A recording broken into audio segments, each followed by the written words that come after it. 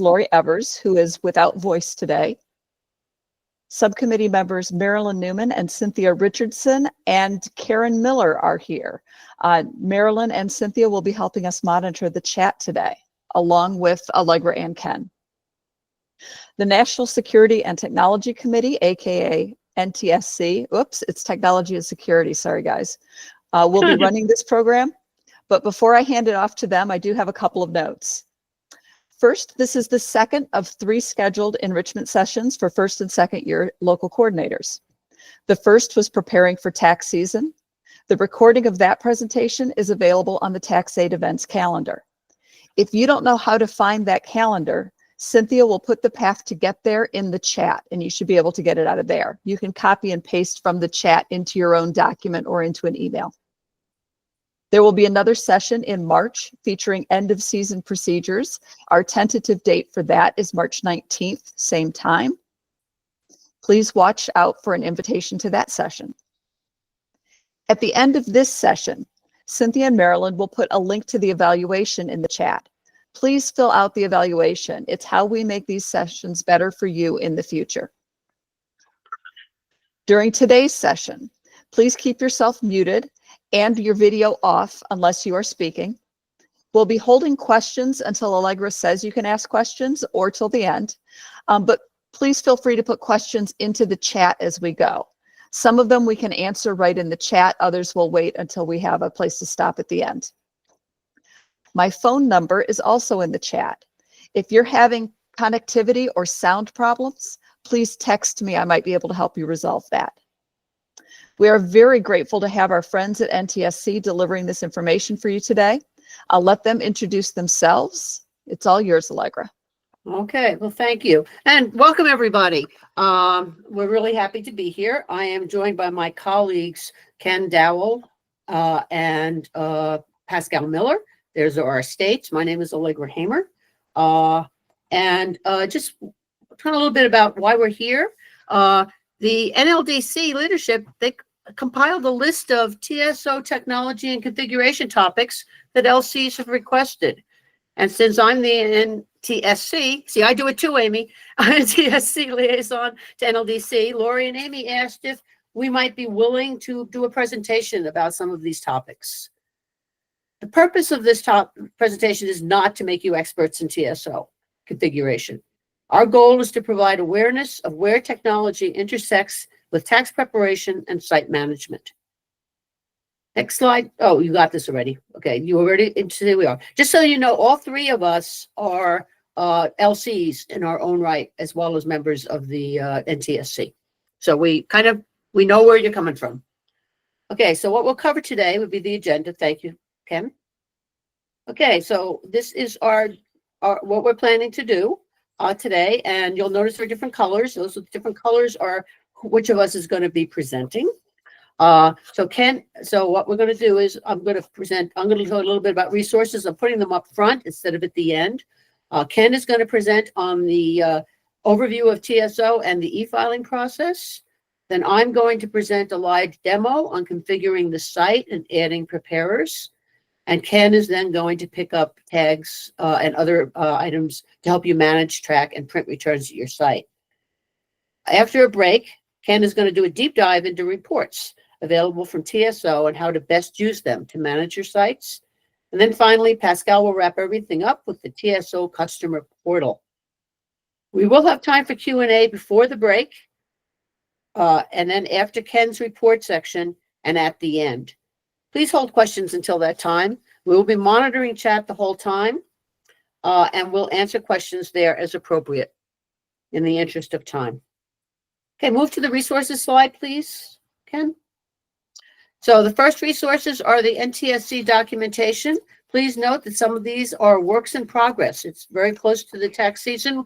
As far as we know, TaxSlayer is changing things as we speak, probably, but we needed to get some information in order to update them. So look for the update to the setup guide. These are in the NTSC documentation. It's your tax aid links on Chromebook, or go to the blue folder, and where it says table of contents, you can download the links so that you can get there. And so in the tax software folder, you will find our setup guide, some information about transmitting returns, handling rejects, and also the TaxSlayer customer portal. And then an ERO information folder is coming soon. Ken's going to talk a little bit about the ERO. You may or may not have heard about this being a required position in every site this year. And so that's going to include position description, a site process template, and some information on training, but that is not there yet. Next slide, please, Ken. Okay, and then the resources that TaxSlayer provides. Now remember, TaxSlayer is a product for many users. So not everything is TaxAid specific. Our documentation is TaxAid specific. If you're not familiar with this, Section 2 has lots of information about configuring TaxSlayer Pro online. Just remember, it's for all users, not just TaxAid. And then Section 6 for enhancements and miscellaneous. That's where you'll find the customer portal and some other things.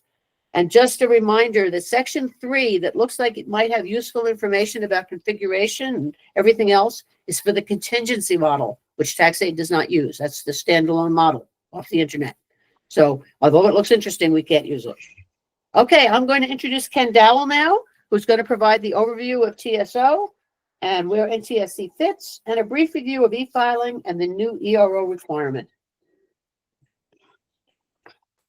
Yes, thank you, Allegra. This will be brief, but I want to get us all on the same page. And to do that, I've created this graphic on the right-hand side of the screen to really outline who does what, when, and where. So on the left-hand side, well, let's start in the center. To actually get going on TaxSlayer Online, the top box is the responsibility of the ERO, LC, and admin to get things set up, to place the order, to activate, and to do setup that will be detailed later. So that's the pre-season activity. And because of the technology involvement, that got thrown on to our list of things to do. So the National Technology and Security Committee. During the tax season, when counselors start creating returns after a good interview, by the way,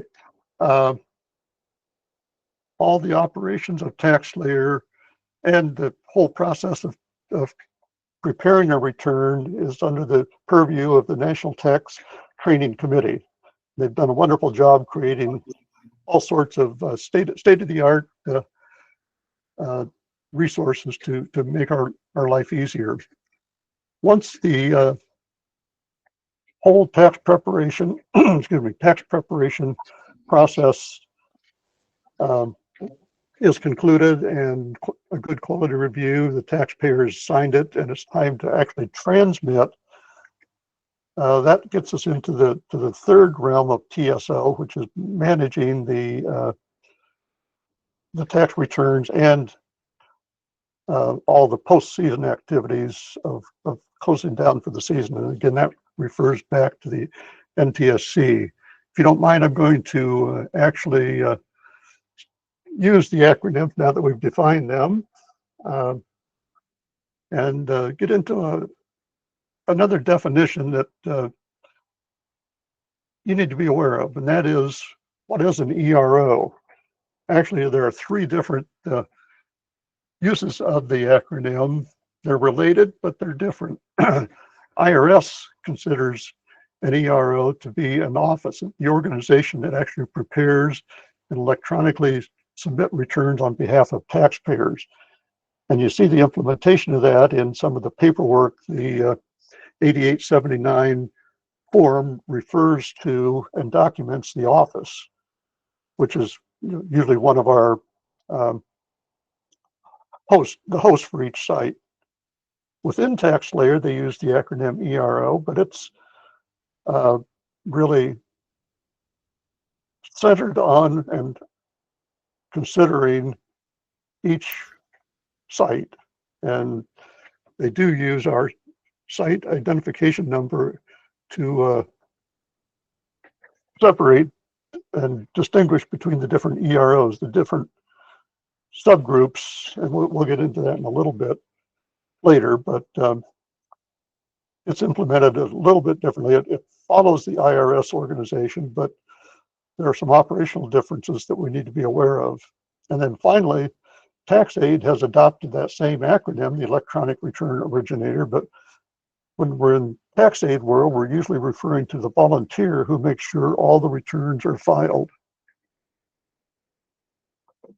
As Allegra alluded to earlier, there's been quite a bit of attention paid lately to the role of ERO. Part of the history of that is in reviewing the operation last year, there were an increased number, or at least a perceived number of returns that did not get properly accommodated during the course of the year. And as a result, during this year's rewrite of the Policy and Procedures Manual, there's been a renewed emphasis on the role and methodologies to improve the situation next year and going forward. So just for your reference, I've gone through and listed some of the sections that affect EROs. So section 3.8 says that at least one ERO is to be designated per site.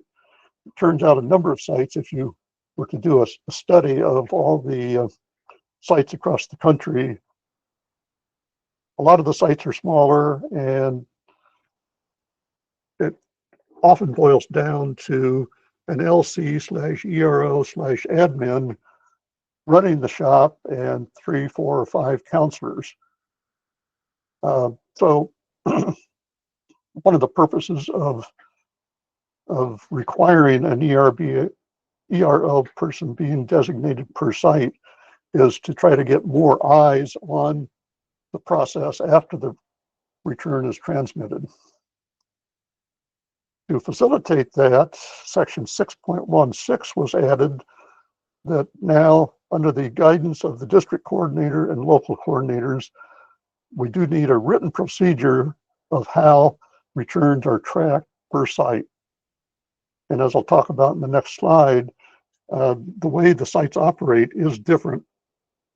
There's a lot of flexibility, and based on the size and history, the local practices can be different. Section 5.3.6 prescribes specific training for EROs. And EROs are to be trained to IRS and TaxAid standards, as they always have been. And in TaxAid, we do require all counselors, and it is a requirement of EROs to have advanced counselor certification.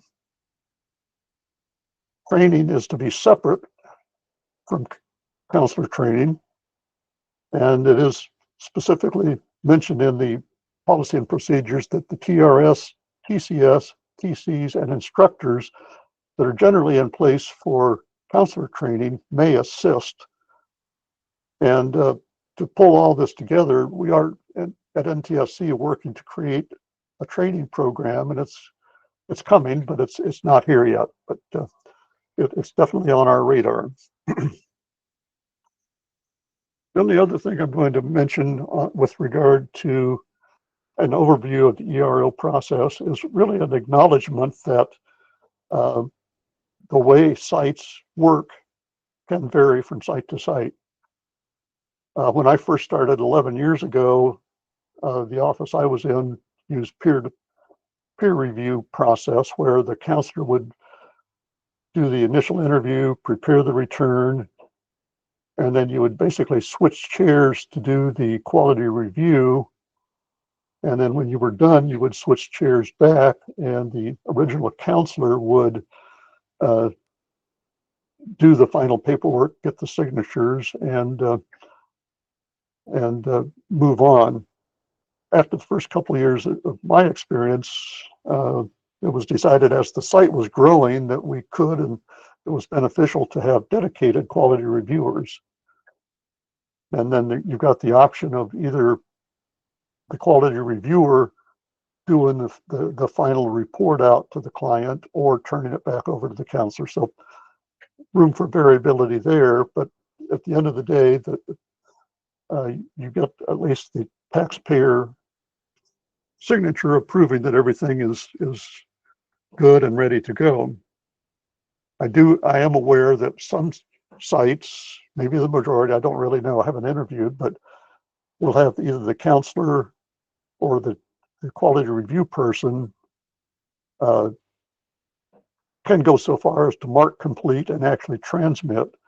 My experience has been, and I think some offices do have the ERO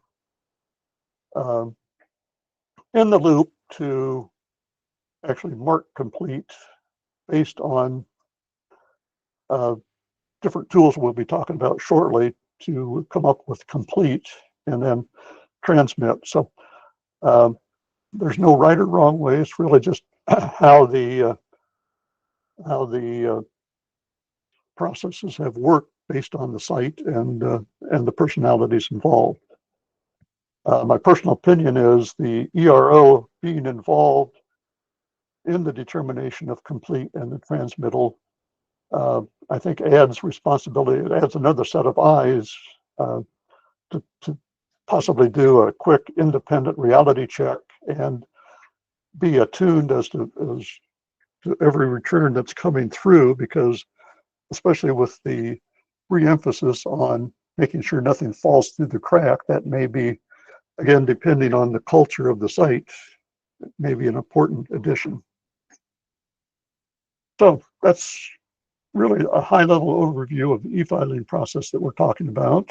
And I think it's time to switch gears to talk about how is TSOs configured for tax preparation operation.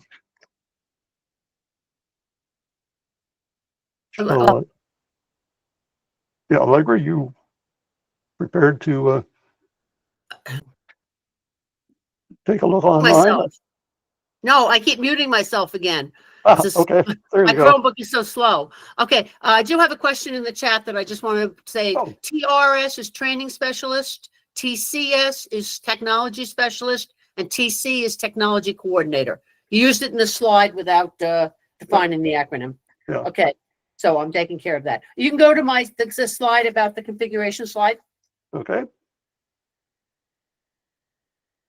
And then I need to And you're going to show in the next slide too, which is is basically your menu. And then I'm going to, so it's not the first time they see it. okay. Okay.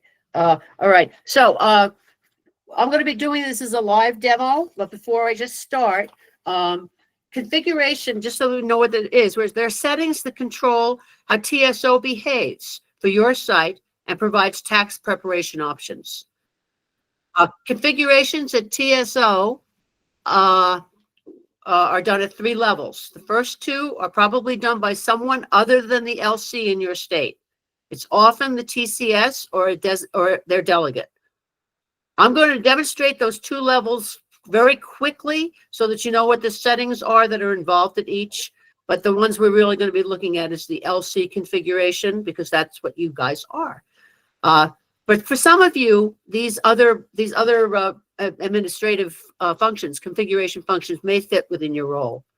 Okay, I'm going to go into, so now it's my live demo. So I'm going to be going in as what we call a TSO admin. Just a second. This is my own site.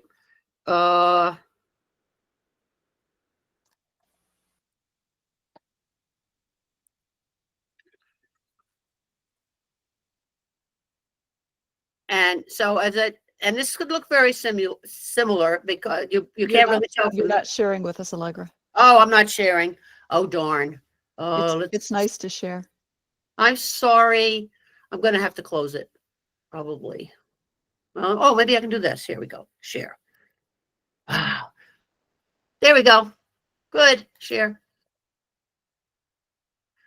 I usually have a second computer lined up so that I can see myself, so I know what I'm doing. Is it showing now? Yes. Yes. Good. Thank you. And I don't have a second computer, so if it doesn't show up, now I see it. Okay, good. Okay, so anyway, I'm going to be going into this is for the TSO admin. It looks very similar to many others. But just I can tell you by the login that I used. Okay, so I'm going to go into the configuration, and this is the configuration menu for the TSO admin. Now, the TSO admin is the person who receives the activation email from TSO that the site is open and active for the upcoming tax year. Most often, this information comes from the software order. It's usually the person who defines the ERO setup and the office setup. So those are what I'm going to go over. And remember, ERO in tax layer terms is the office, not the person. They may do other configurations as well, but the only ones I'm going to demonstrate are the ones that are right here. Ken is going to talk about some of the other configurations. So the ERO setup screens, and let's see. Does that one show? Yes. Good. Again, I can't see. I'm sorry. Maybe let's see. And so I can go to edit. So you can see what it is. The first 3 fields or 4 fields, including the EFIN, all come from the software order. Can't change them. Can't do anything with them. It's default and active based on the software order. Again, you can't change them. And then we have ERO addresses. You would list the physical address because that's going to show on the 1040. And then you will have an ERO phone. The ERO phone, this happens to be my TCS as a home phone, but you really want to have a business phone on there because the business phone is going to be a phone number that is going to be printed on the 1040. If somebody has a problem after tax season or even during tax season, this is the phone number they'll call. Now, I don't know if you know what this phone number is. This happens to be AARP National. That's because nobody's going to be at this site, managing this after April 15th. And that's when the taxpayers are going to contact us. So I would rather they contact National and get that. Now, if you have a Google Voice number and somebody is going to follow that Google Voice number, or as a local coordinator, you're willing to take calls about something all year, you can put your phone number in there. But it's going to be on the tax return. So you want to make sure whatever number's on the tax return is one that can be reached outside of tax season.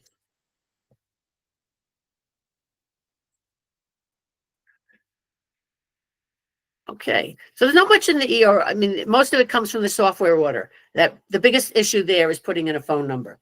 And I just wanted you to know where the phone number comes from. The office setup is the other thing I'm going to go over.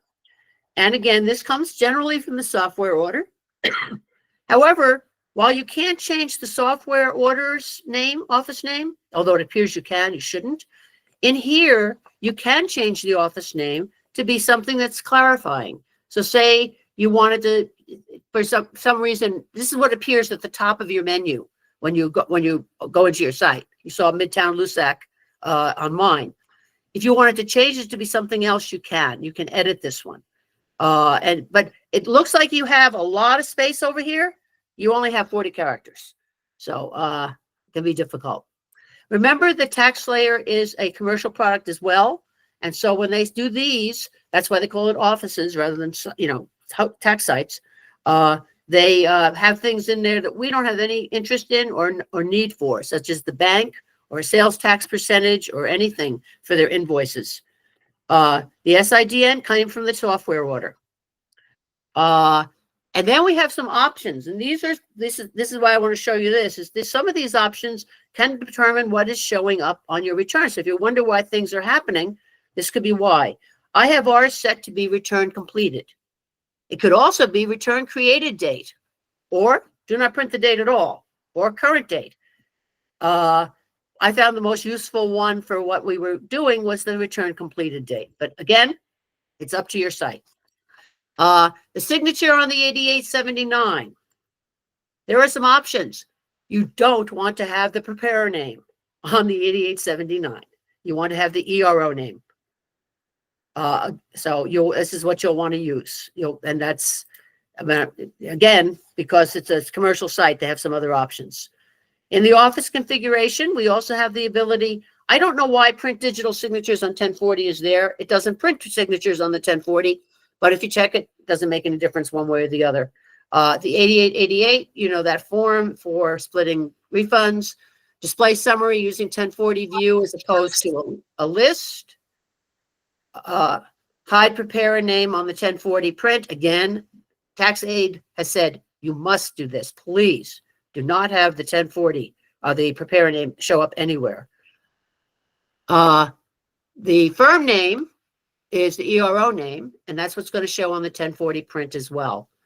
And then there's other options which you may or may not want to use for the site, and these are totally up to you.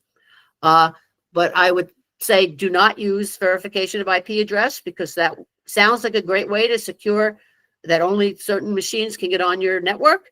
We've got other ways to do that, thanks to NTSC's setups. This could actually wind up blocking somebody and could wind up somebody not being able to help you at a site. And the email address entry, you could say require it, but then you got to be prepared to make a fake one for everybody who doesn't have one.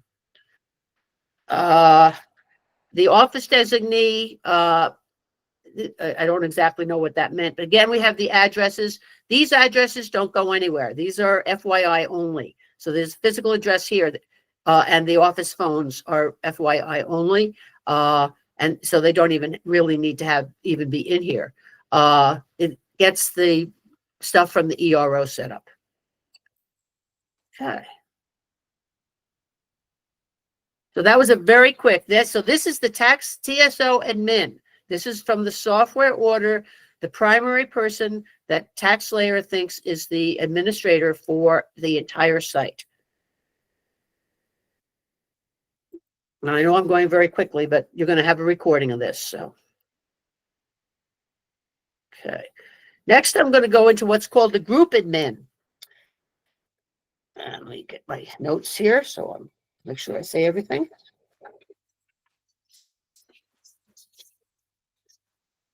Oh, I didn't talk about on that first screen, the maximum number of clients to display defaults to 999. That is when the number at which TaxSlayer switches from the simple search to the more elaborate kind of search for the client list. You can use the filters that are on the client list in order, and I'll show that in a bit, to actually limit the number of returns that actually show up. So you're not seeing, if your site has 5,000 returns, you're not seeing all 5,000 of them. That's for speed of loading only. Okay, this is going to be the group admin.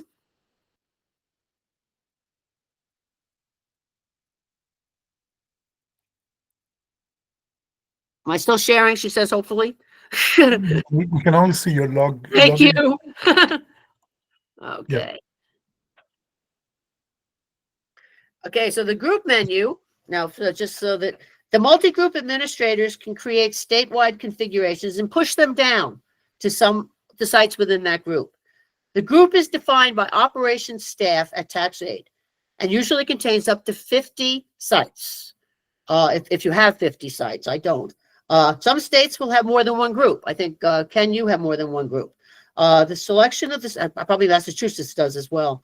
The selection of the site that will act as the multi-group administrator is done during the software order. So if you've seen a software order, you've seen that there's a thing they call it relational group. That's not exactly what it is. It's actually a multi-administrator, and that's going to refer to one site that's going to be the kind of the home of all the others. So it's the only option is your group configuration. And you'll see there's some slightly different things on here. Again, Ken is going to talk about some of these, and some of them are not ever used by TaxAid. So maximum preparer fee setup, that's for a commercial product. Consent custom credits are also used for the commercial product. We rarely use taxpayer profiles. Some sites do, but most of us just take the default one. But again, we know we can tell you how to do it, but and this is where they'd be set up. Questions and tags, Ken is going to talk about. I'm going to talk about mostly about roles and permissions because this is the most important. This is where you define what people can do in your at your site and what their role is.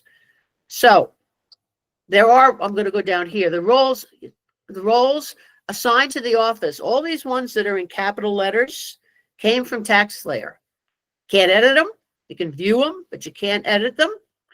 And for the most part, we don't want to use them.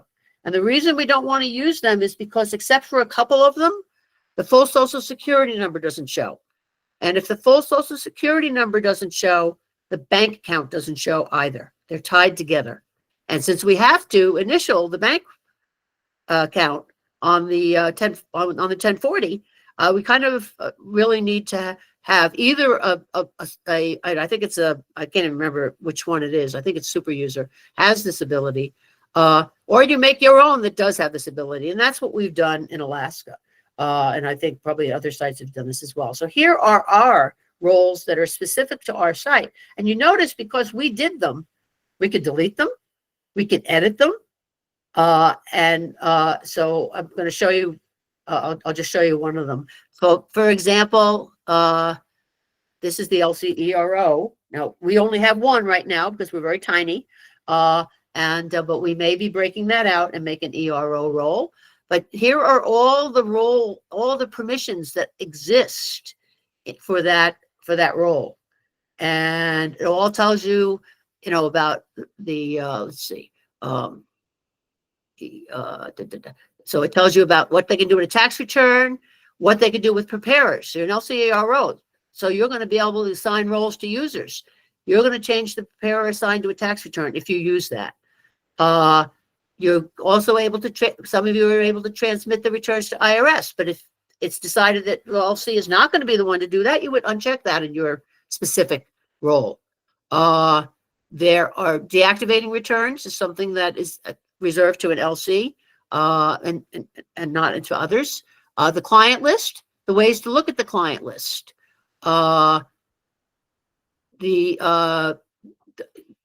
Documents, accessing scanned documents, deleting scanned documents. This is something that'll come up with the customer portal. The reporting, this will come up with the reporting. But then there's, so there are things that you can do based on that role. Once you have these roles defined, you can view them. So I'm going to show you one so you could view it if you wanted to see what one of them looked like and wasn't quite sure. We made this one up for counselor portal access. Because they had to be able to get to the portal to do customer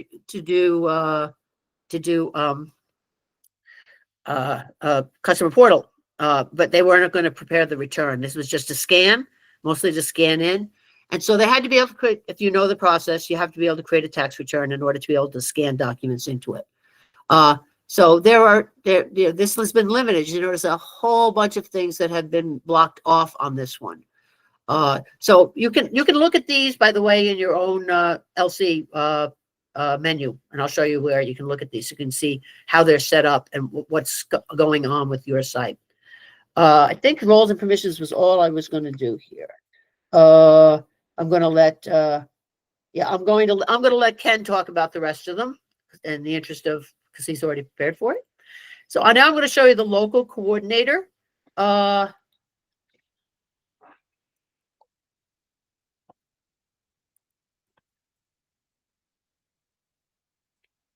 Configuration. And here's where we're going to talk again.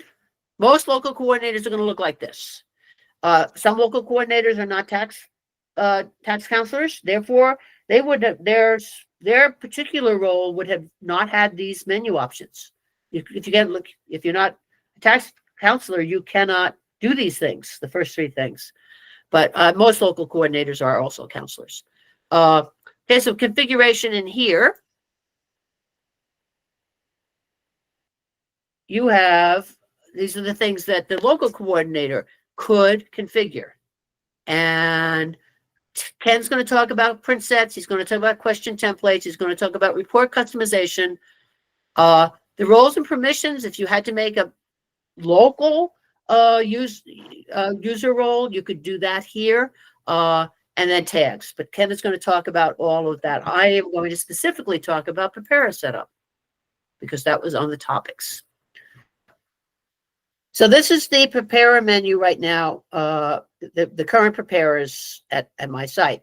Not surprisingly, it's very small. We're not active. We're supposed to have, if you recall, supposed to deactivate or make inactive all people who don't have need to get at to a site off tax season. They're the two administrators and myself as a local coordinator. And then we had some help from tax slayer Kim. We left her in because we figured it wasn't going to hurt anything, just in case you hadn't needed her to check. But normally you would not, you'd probably have your administrator and your local coordinator. That would be it off season as the active. And that's probably what yours look like right now. If you go to inactive, you can see all the inactive people that would be normally at the site and will be made active when the site opens again for the season. And then, okay, this flip active status used to be very dangerous. It isn't dangerous anymore. It used to be if you flipped everybody active, you'd flip yourself to inactive as well, which meant that you unless you remembered to make yourself active before you logged out, only TaxSlayer could get you back into your site. They have changed that. So the currently logged in user is no longer made inactive when you flip that. So that's a plus. But it's a quick way to get rid of everybody or to flip them back and forth from active. And then we have archived up here in the upper right. These are people that are no longer going to be working at your site, worked at your site for one day. We're never going to see them again. They have left the program. Just whatever number of reasons they might be archived. We cannot delete users. The reason, preparers, we can't do it because they are tied to records in the tax return database. And so it would leave, it's bad database design. You can't do that. So you're always going to have them, but you can archive them so you never see them. Now, an archived one can be made active again very easily. So say Diane came back to my site and I would just go in where it says edit and I can make her active. She says she's archived. I would take the box out that says she's archived and it would be, and she's gone. So, but I'm not going to do that because she's moved out of the state. So anyway, so those are just, what you can see, but that's not what you really want. This is just managing the preparers that you've got. To add a preparer, and this is detailed in RT03 document, as well as in tax slayers. Remember that they are designing one for everywhere, as we're doing it specifically for tax aid. So we may make some different decisions. So to prepare the personal information, you're almost always going to use the first name. Some sites use the full last name. Some just use the last initial, just as our badges do. And the reason that some sites do that is because the tax preparer's name appears during the tax layer entry. It's on the right-hand side. It can be swiped right so that it goes away, but somebody has to remember to do it. By default, it shows. So if you're trying to hide tax preparers' last names, you have to be careful, as particularly if you do your tax return next to the taxpayer. The default PIN number is by that. Do not change that. It's pins, as you know, pins. The PIN in this case means very little. But again, because it's a commercial product, it may have meant something in some of the other offices. CAF number has to do with commercial. The SIDN number. So let's say I was making somebody. Let's see, John Smith. There we go. And I would pull from the office, and it will pull the SIDN. You can type it in too if you want to, but it's already there from the office. This is where you're putting them in. Okay, the next bunch here, they're not the office contact, they're not self-employed. You can say view their own returns only. That limits new people, especially new counselors. You might want them to see only their own returns so they don't see other people's returns. And if you're not doing peer-to-peer QR, that makes a lot of sense. But if you are doing peer-to-peer QR, you kind of don't want to have that happen because they would be very hard for them to see someone else's return. They can use use the guide that kind of walks them through like a TurboTax return. It really slows things down. Most people do not use it. If you were in New York, you have to check this box. If you're in Oregon, you have to check this box. Preparer agent, again, has to do with the commercial product. And so we ignore that. And then you'd put an email address in.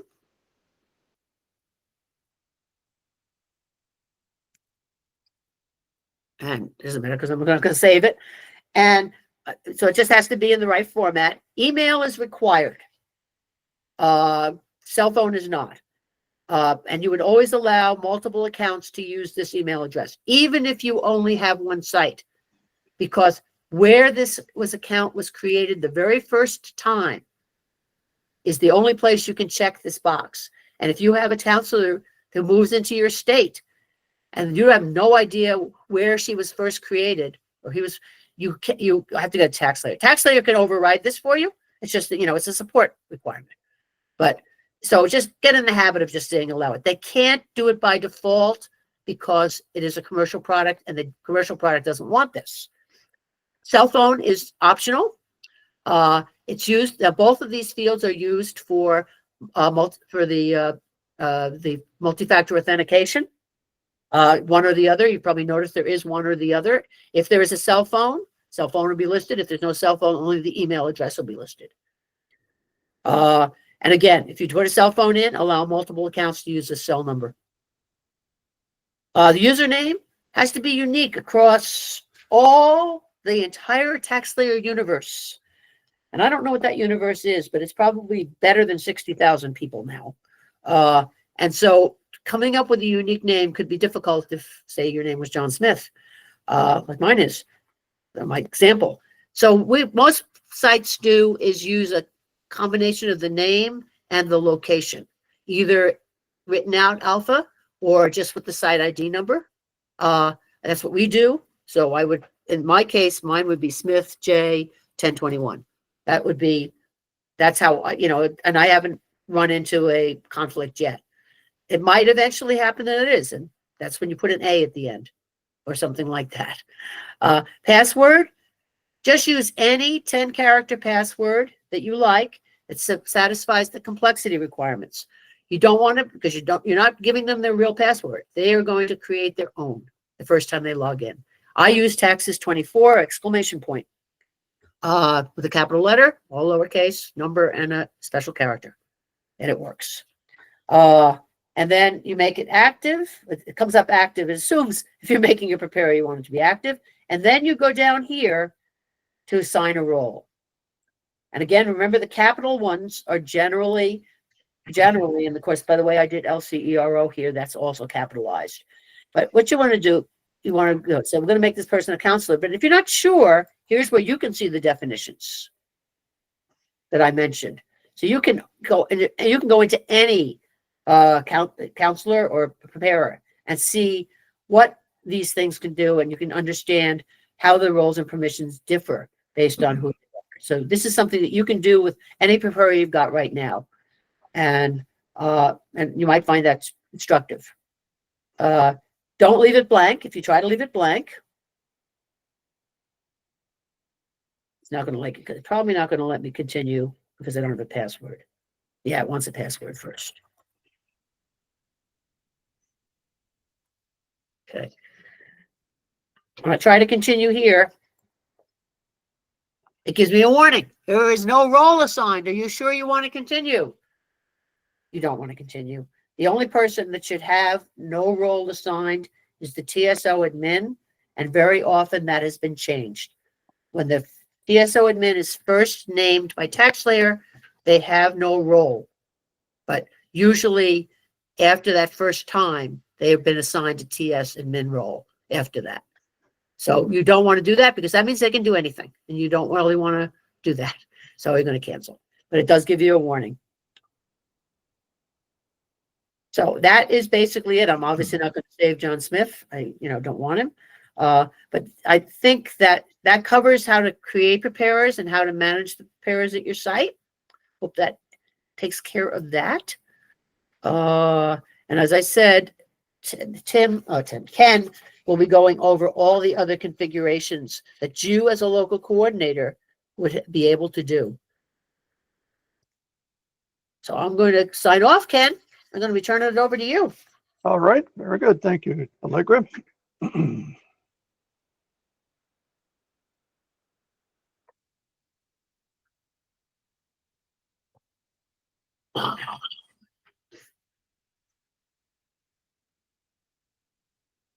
I have to stop sharing, right?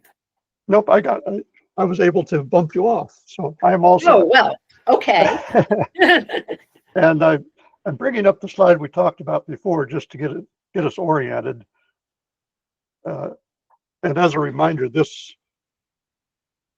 a lot of these features are only available on the admin TSO account for the site. And I'm going to talk about a few, or well, really the remaining items on this configuration page. So tags, I view them as a nice feature. I don't believe you absolutely have to use them, but they're very handy. What I've got up on the screen are the flags that I use at my site, and I think we pretty much use them universally across the district. I've circled those that are really important for the task of managing the returns and making sure nothing falls through the cracks. I did put myself a note that in 2021, when we were doing scanning as part of our COVID recovery options, I did add a set of tags that helped us manage the returns. We were actually using a 2-visit model, so we set up and we worked 4 days a week. So we did have days of the week that the taxpayer originally came in because we then expected to see them back 1 week later for a finished product. We used those for I guess, just the first year, and then they lingered the second year, and then I said, we're not going back to that model, so I did remove them. But bottom line is you can add and remove at will. When they're in use, whatever tag you put on will remain with the return. So if I were to go back to the 2021 returns, I would see some of the flags that are now non-existent. You'll also notice on this screen, you can add tags for special purposes if you want. And if you do, I think it dumps it at the end, and you'll see that at each line, you can actually rearrange the up and down arrows, lets you drag and drop the tags that you add. So in this case, I wanted the OK to file taxpayer has signed at the top of the list for convenience of the counselors, because most of the cases we need to use that. I'm not seeing the tag page. I'm seeing the login to ProWeb. Oh, You need to back out and then you'll see all the shared sites. Yeah, I'm seeing the configuring the site tags page. okay. Yeah, that's what I'm seeing. And that's what I'm talking from right now. Okay, thank you. Okay, so I will continue. Excuse me, but I see the login to ProWeb page. I do not see what you are speaking about. Have to refresh. Yeah, I think we're okay from my aspect. I'm seeing it on my version of the meet. I'm seeing I just- configuring site It just tags. came up. Yeah, Okay. I had it open on it. It might see Ken took it away from me, but he didn't take away the screen apparently.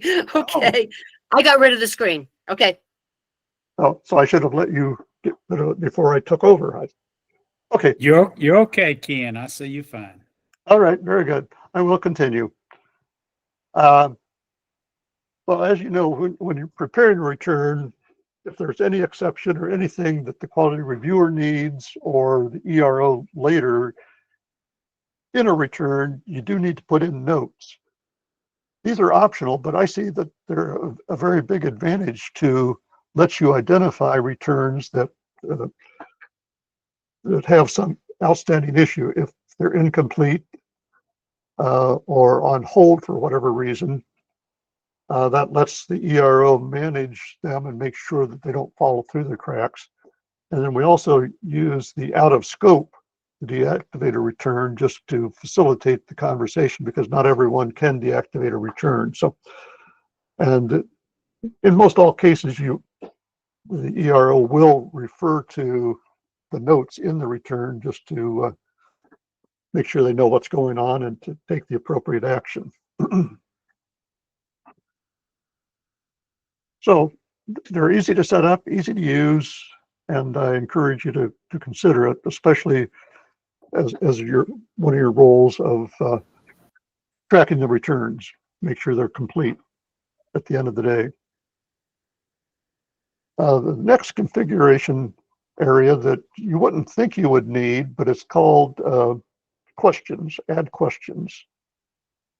And if you actually look at this in the admin role, you'll see that all the survey questions are there, but they're pushed from elsewhere and you can't do much with them other than look. But you do have the option to add a question and make it required, which is what I've done and which was done by my predecessor at my site. We actually used that to identify who did the quality review.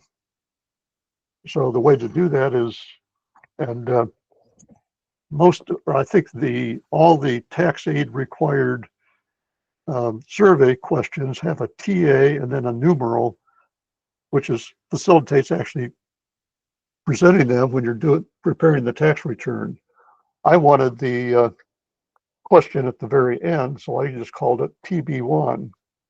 It does sort it alphabetically. When I reviewed this with Allegra, she mentioned that their process was to name it TA99 just to make sure it was at the end for the same reason. So for me, it's a setup procedure at the very start of the season to identify who's going to be, and in my case, I've got dedicated quality reviewers. So I put them in the list and update that when I set up for the year. A big topic of discussion is going to be next. It's on print sets. Print sets are established at the, well, I guess I'll refer to the screenshot of my particular site that I'm most familiar with. You will see that there is an indication of who created the print sets. So in the middle of the page, you'll see VITA/TCE main. So these were created and pushed from on high years ago. And those that, well, I guess I'll give a little more background that in Michigan, we have one split state for Michigan, but we have two EFIN groups. So we've got group 48 and 49. So I am the EFIN coordinator for group 48, and I'm the secondary for group 49. And then I've got a colleague in a neighboring district that is the primary owner of group 49, and I'm the secondary. So we do coordinate for the state, and we are in the process now of creating new templates. Just, well, really, it wasn't totally necessary, but we did want to review all that was included in the print sets. I'll touch on that on the next slide. So what we do is, we actually create it and push it to all the sites in the state. However, at the site level, you can create your own print sets if you want. And by example, what I do in my district is I do create one that prints just the 8879. And we'll talk about print watermarks in just a moment. And that's really what I wanted to do, is again go back to policies and procedures in this area. Section 6.15 talks about copies of completed return, and there's been renewed emphasis that all the consent forms that we require or that we support in the tax aid program do need to have copies in every return, the copy of the return given to the taxpayer. This particular section also says that you clearly need to mark with copy that that this is not to be mailed. And just a footnote is that that does need to be in the package if you get into electronic return conveyance to some of the scanning options or just customer requests to get an electronic copy of their return. We can do that to the customer portal, which will be the end topic of today's presentation. So how do you get, if you aren't currently using the watermarks, how do you get that? Well, you need to, at each site, go into the admin account that we've been talking about, and you, in this case, for my site, I've currently got 3 that I've pushed from the state level, and the 3 that came from VITA TCE Maine. It is, we're going through the training in my site right now, and the emphasis is for a good quality review, it's very handy to use the quality review print set that what you're looking at was actually created by and for the whole VITA program, and that works fine for us. The paper copy to file is fine because it's a subset of the full report, and it prints out pages that need to be paper filed. But I've crossed out the taxpayer copy print, which was pushed by VITA, and I crossed it out because it does not include, and we cannot modify it to include all the consent forms. So anyway, so you should see a list like this at your site, and you want to make sure now to have the copy that's going to the taxpayer, either print or electronically. It needs to have the watermark, and it's really a simple task to do, but unfortunately it has to be done at the site, each site. And I do understand, at least in Michigan, our state coordinator, when he tours the site, he's expecting to see that everyone is using that. So, and what I've done is on this particular slide, you'll see on the right-hand side, we did have watermarks a few years ago that really bothered a lot of people because they were full strength text, which would occasionally wipe out and hide critical parts of the return. Well, as of late last season, I think it was in April last year, they did release a new version of the watermark that is half strength, so that even though it may be a little irritating, you can read the numbers when you need to. So that's just a sample there. So I think that's really all I wanted to cover on these 2 topics, which really completes the setup. So I'm going to say, let's take a little break, or I'll get ready to take a break, but let's see if there are any comments we need to address. I've been trying to answer the comments in the in the chat. I see we've had a lot of activity there. Yeah. Yeah, I just went back and I was answering all of the ones. I apologize that it's so fast. We do understand that for the first and second year LC, this is a lot of it's brand new. You can slow down the recordings, I think. And there's a lot for us to cover, and we'd really, so, it was very, very difficult. But I appreciate it, and we're sorry that. So the chat, we are going to do the chat Q&As is being saved, so that will also be available. And let's see, session. Just looking for the. Allegra, Yep. there are some folks with their hands raised. Yeah, I'm going to do the phase. I was just seeing I was just seeing if there was anything else. I didn't manage to get them all. Okay, let me get the people. We'll take a few hands up, but we're only going to do a few minutes of this because we still have a lot more and we want to get you on a break. So Terry Weiswald, I apologize.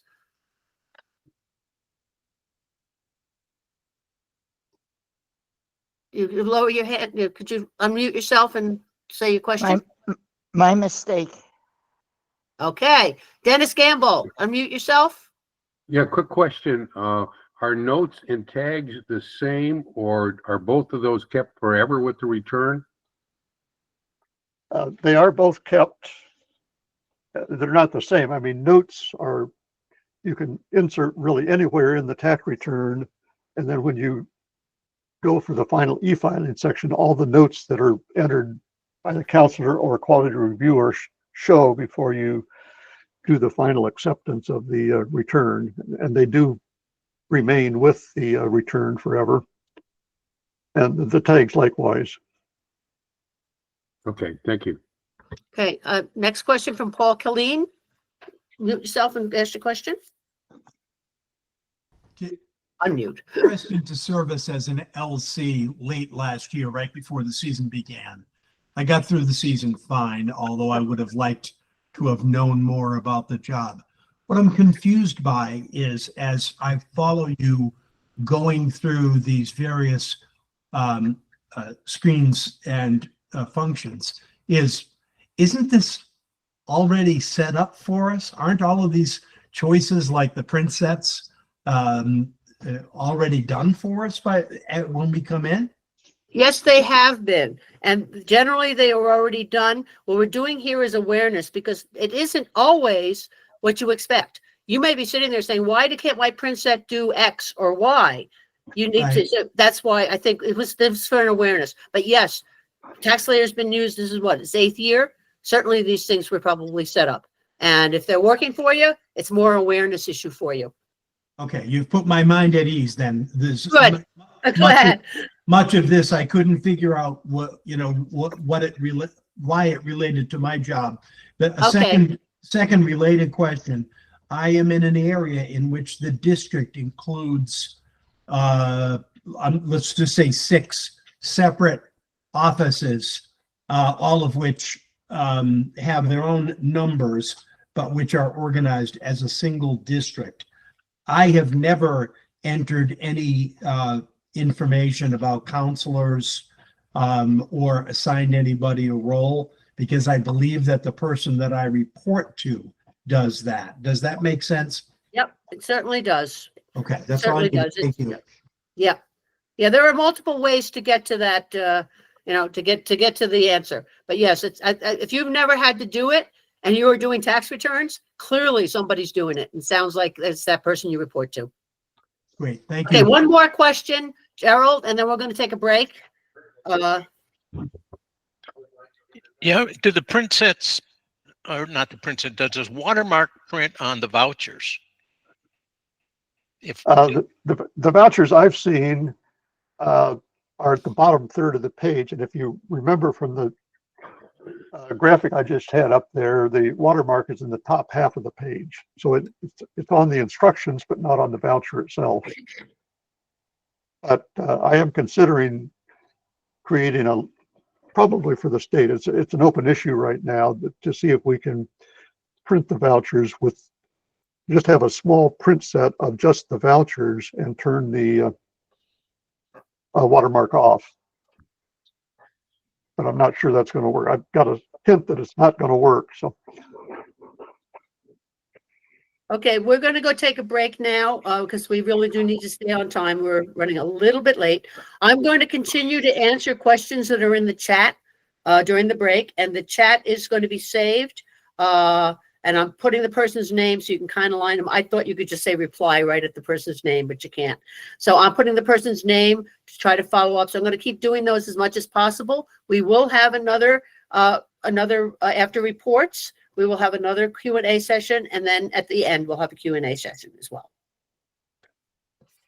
We'll be back in 10 minutes. And 6 seconds. Oh, well.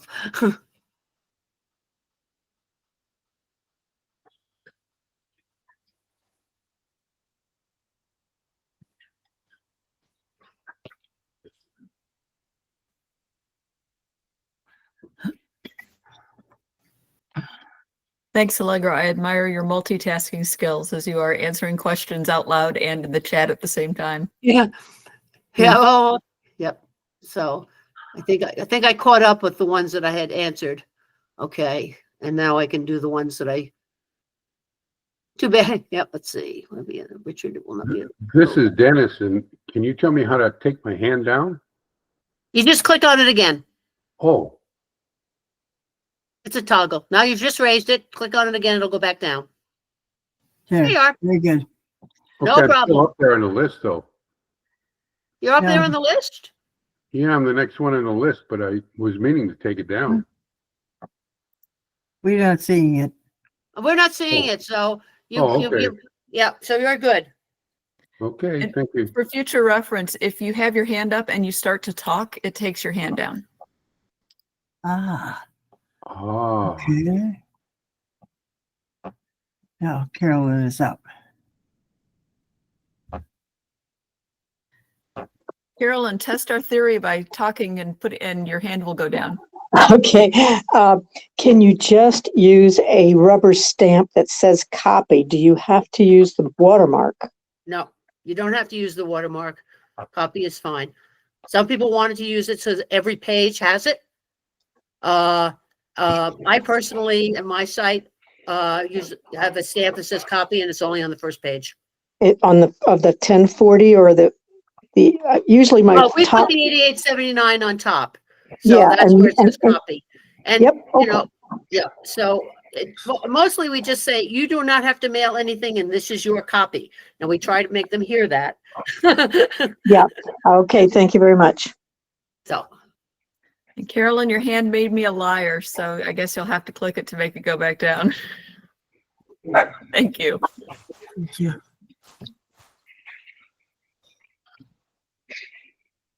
Okay, federal lawmakers not AC. realizing. Yes, can you hear me? Yep. Just working off of the last comment about having a stamp that says file copy. That's what we employed last year because of how heavy the watermark was on the tax returns. And if she wants to look for that, I found that the best source for that was actually at Office Depot. You order it, and they're re-inkable, and they do a good job. We've been using those for years. I absolutely agree. Yep. Okay, Gundelberger, spelled wrong. Report for custom tags. Diane, the question is about ERO training, and I think Allegra will probably write it in, but I'll just tell you, it may be in LMS eventually, but it will not be this year. Oh, thank you for that. Yeah. I just know all the deadlines have already passed and it's not there yet. Yeah. Ken, somebody just asked how somebody could find returns that have a particular tag. Will you be showing that in your reports section? Yeah. Good, because I said you would. It's not live, but I think they're. Well, you could just talk about it in the reports, just show them where it would be. Right. Yep. Okay. Answered everyone's questions, but tagged me, so I hope they see your answer. I don't know what this. Can you create a voucher only print set? Yes, you can. Somebody, Bill, I'm trying to do this in chat just in case they walked away.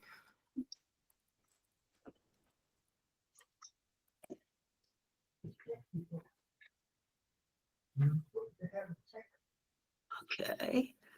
All right. Is it required to use the watermarks? Oh, go ahead. We're not going to discuss the consent forms, just so you know, and the requirement. It's just a rabbit hole. It's a rabbit hole. We're not going to go down, and we're not going to solve here. This is not what we're about. So. Allegra, if you haven't done so yet, stand up and stretch out. Well, I can do that while Ken's talking. Okay. Because I think I caught up with all the questions. Oh, wait a minute. Prepare and QR initials get set. Okay, Jackie.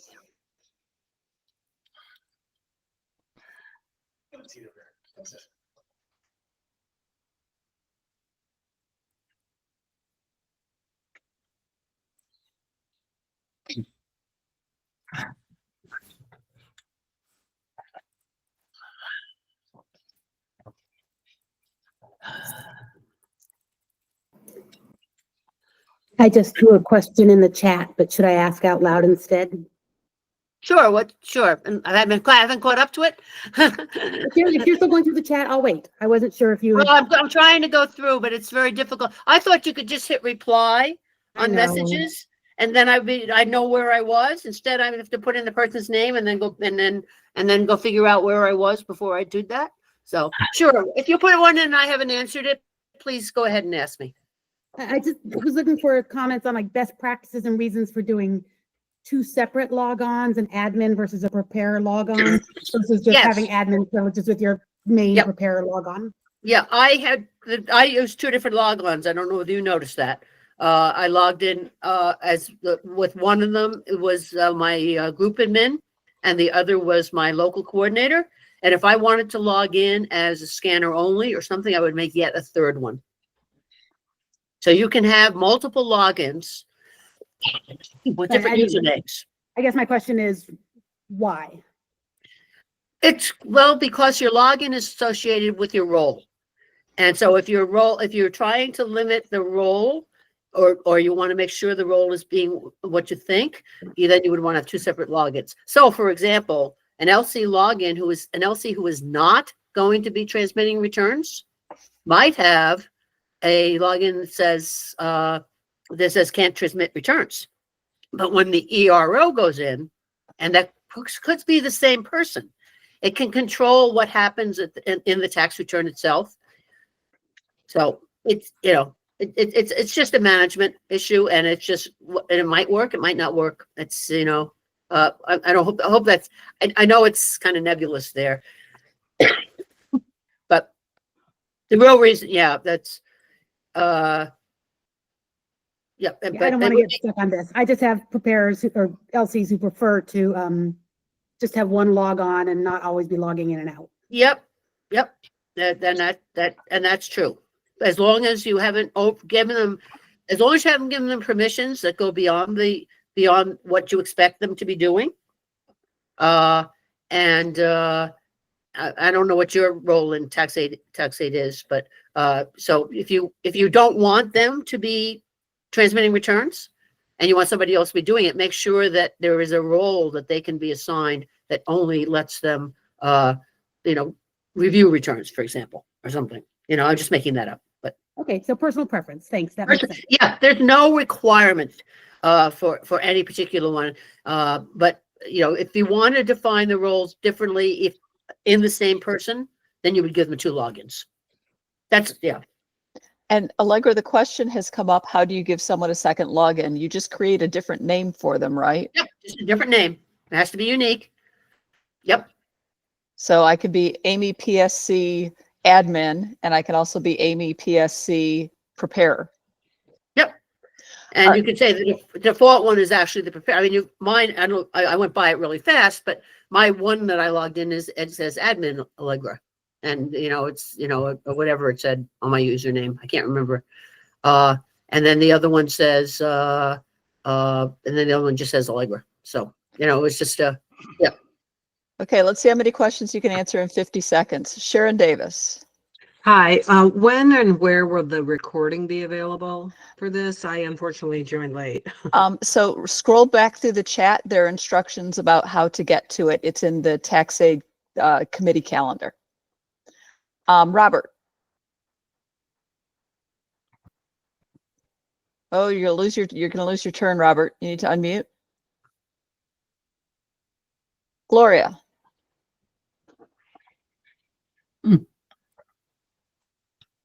They gave up. Carol. Yeah. Is there any benefit in having an admin name and your personal name as a preparer or a reviewer? So I'll just give you like my quick answer, and then I'll let Allegra do her quick answer. I have an admin role because I'm a district coordinator at all of my sites, but I never prepare under that role so I don't accidentally do something I don't intend to do. It limits what I can do when I'm in my preparer role to only what I want to do that day. Okay. And now if I want to do understand- now admin, I understand go the response. Thank you. Yeah. And I have a similar thing in that we have 11 sites within our district, of which we're talking about a 20 square mile area. And people go to whichever one they want to go to. So we've made our LCs at the other sites, but not ability to ever transmit a return at that other site. That can only be done by the home LC. So things don't accidentally get transmitted. If a person shows up at my site that started out at the senior center, I can get into that account, but I cannot transmit that return. I have to send a message to the LC to actually do it. So Why? Why do you do that? Well, I do it because I don't want somebody transmitting returns without my knowledge. Because we share, we have people that go over to another site to help out because he doesn't have enough That's different. volunteers. That's different. I'm talking about an LC being able to log in from their home site to another site to finish a return. Okay. My It's quick a question. little different. Yeah. My quick question. I came in late and I was just curious. Are we able to get into Pro and do all this entry yet? You can get, if you've gotten notice that your software order has been approved, yes, you do. Have you gotten the email from TaxSlayer? As soon as you get the email from TaxSlayer, you can do it. It's probably going to be after January 1st. Okay, thank you. Yep. If your site was open last year, you probably still have access. You can do it now. So you can probably do it now. I tried to get in, but I couldn't. Okay. And I was able to get in this summer because I had to print up somebody's return for them. They had lost it. And I thought, well, that's really weird that I can't get into it now. But yeah, I can't, it's just, I mean, you saw, I was in the site. So I was in my own site. And I was in 2024. It has to do with the software order that's in the TaxSlayer, because TaxSlayer controls access. Okay, so I'll find out from my my director here. So okay, thank you. So let's get started again. And I've got I just displayed a screenshot that I took a few minutes ago with regard to the question of how do you use tags to file returns. You just go to the Office client list and you can pick your tag, and it will then list all the returns that have that tag set.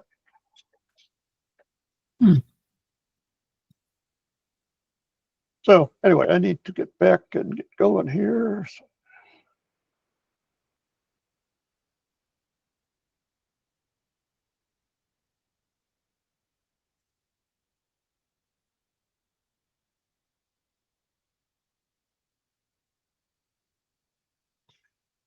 Okay, next section, I've got a little discussion on managing reports, and reports are increasingly important on making sure returns don't fall through the cracks.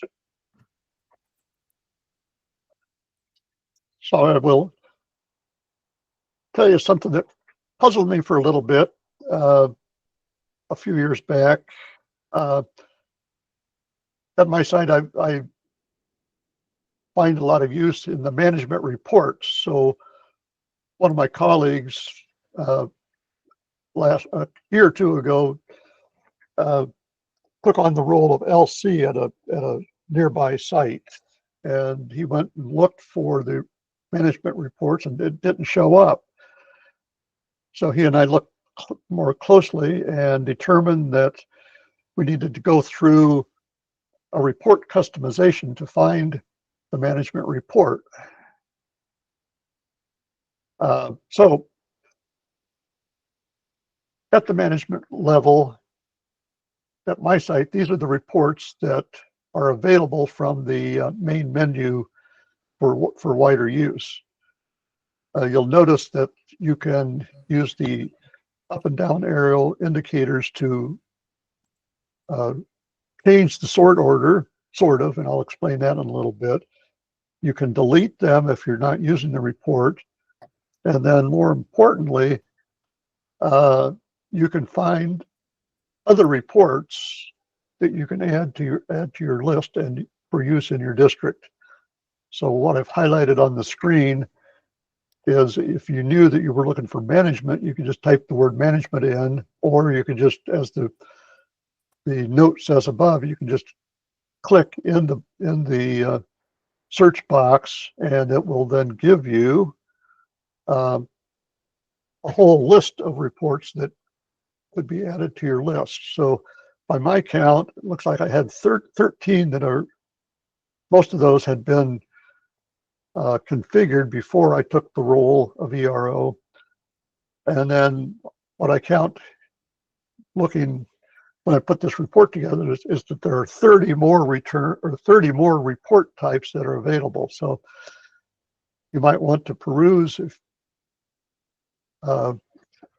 see if there's anything of interest to you.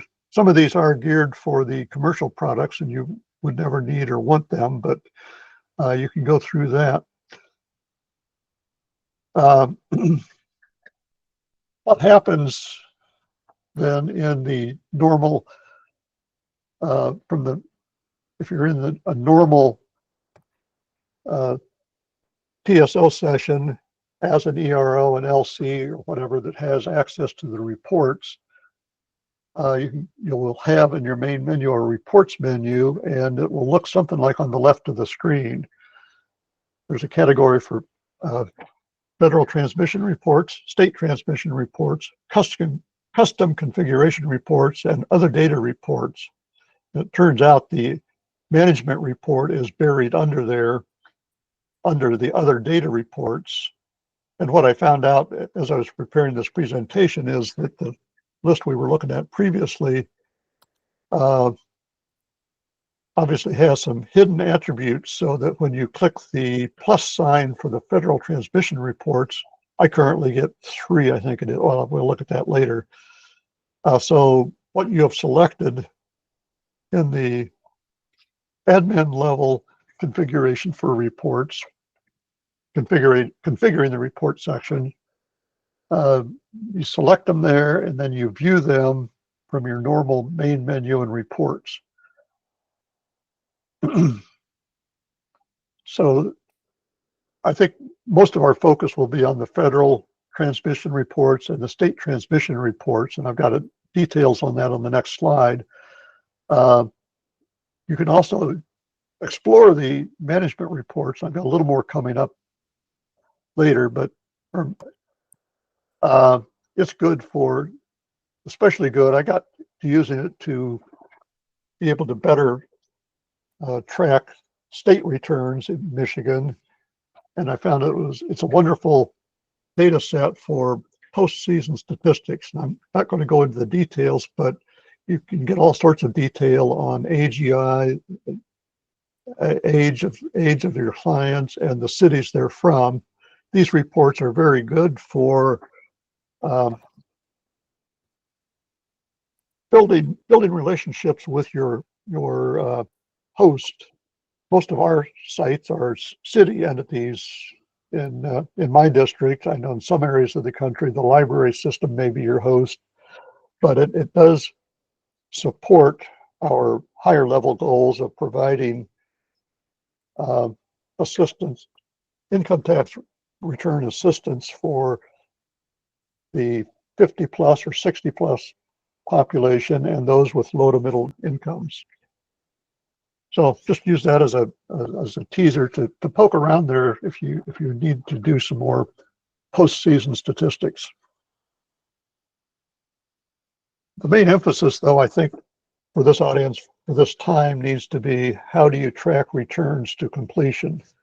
So if you, on the main menu we're looking at on the previous screen, if you hit that plus sign, it will expand and show you the returns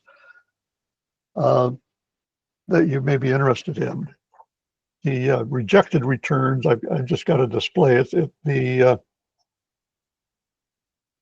format is not terribly useful, and you can get this information. The words jammed together on the right of the screen are do print when you're looking at the return that has been rejected. So I think there are other ways to track rejected returns and address any necessary repair. Just a general, but some of the other returns are a little more useful at the federal and state level.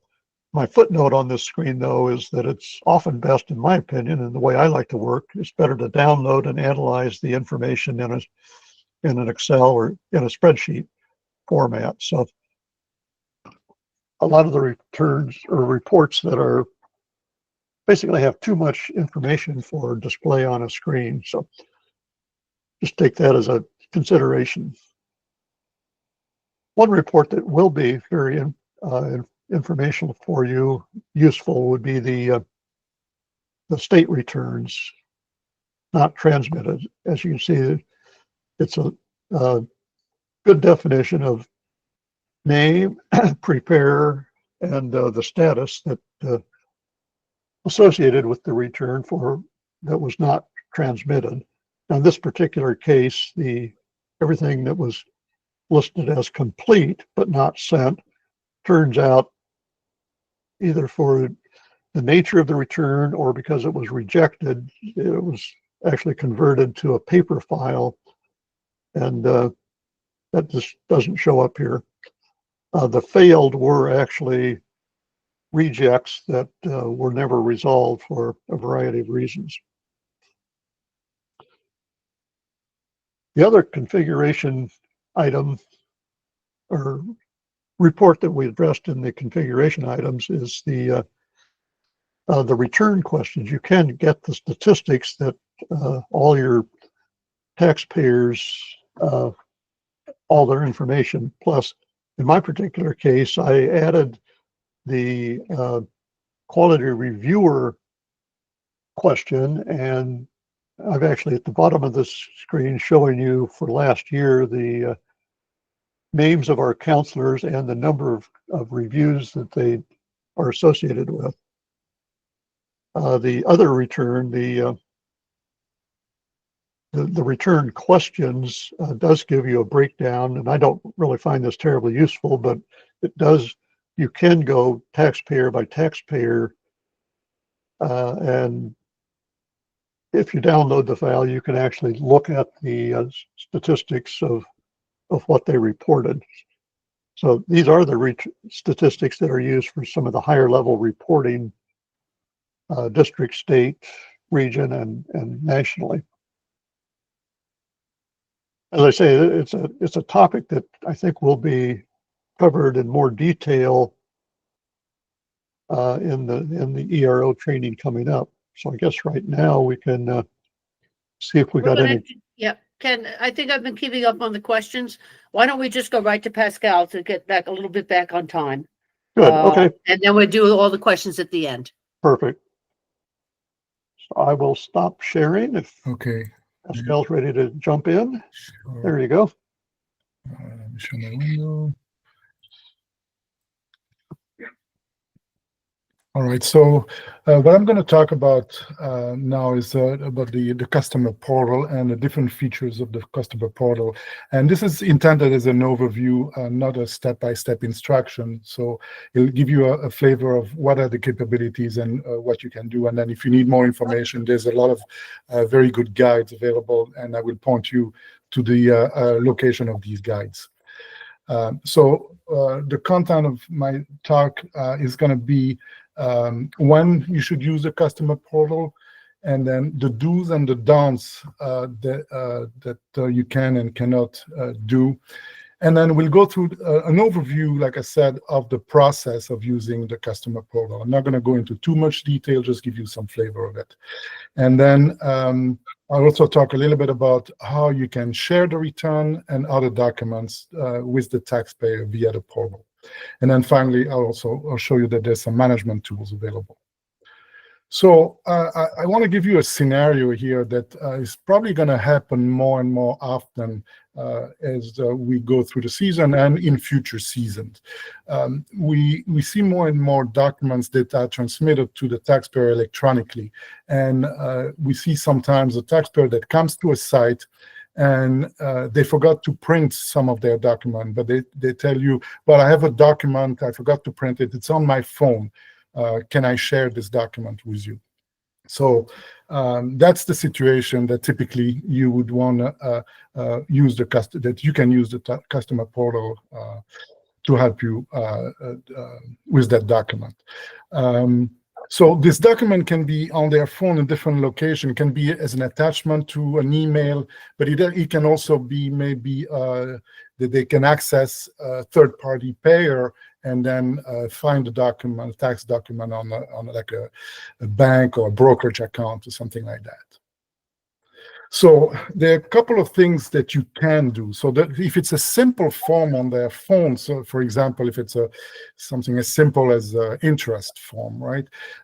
There's only a few numbers that you need, maybe the payer ID or name, and then the interest, for example. So that's relatively simple. You can just ask them to show you the screen on their phone and then take the numbers off their phone directly. But if the forms are more complex, for example, if it's a brokerage statement with 30 pages and you have to go very deep into the statement to figure it out, that is just not practical to go through so many pages on a phone. So what you cannot do is you cannot allow your taxpayer to connect their personal devices to the tax aid equipment, including the router, the printer, and so on. That is not allowed. And the other thing you cannot do is you cannot allow the taxpayer to email those documents to you, either to a personal account or even to ARP account. So that is not allowed by both IRS and ARP procedures. So what you can do instead is you can use the feature in the portal called the customer portal in TaxSlayer that allows the taxpayer to upload an electronic document, and so that the preparer can now see the document in TaxSlayer. So here is an extract actually from the site coordinator training from the IRS that describes the capabilities of the customer portal. So first of all, the taxpayer can upload the document, but there are other features also. The preparer itself can also share documents such as the return or other document with the taxpayer. So the portal works in both directions. The taxpayer can share document with the preparer, and the preparer, vice versa, can share document with the taxpayer. The taxpayer can also sign the return and the 8879, and at the end also the preparer can share the final return with the taxpayer. And even supposedly the taxpayer can also see the status of the return after it has been filed.